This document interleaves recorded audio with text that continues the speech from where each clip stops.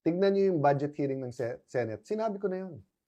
Na first time na 1 trillion halos yung budget. Pero nagtataka ako, lumaki ang budget, pero 1/3 ng budget sa maintenance. Hindi pa nga natin tinitingnan yun eh. Doon pa lang tayo sa flood control. Another almost 1/3 is sa flood control. Dati kasi, 60, 70, 80% is sa new projects. Then, a few percentage is on the maintenance, tapos may flood control. Or, si Secretary Villar nagsabi sa akin ito. Sabi niya sa akin, nung congressman pa ako, young congressman, Alan, when we were in engineering school, I couldn't forget that. Sabi niya, they taught us 3 things. Drainage, drainage, drainage. Kaya lahat ng kalye, nung 50s, 60s, 70s, kaliwat kanan may drainage. Ngayon, para mas mahaba yung kalye, isang side lang. And then, may gumagawa din ng kalye, walang drainage.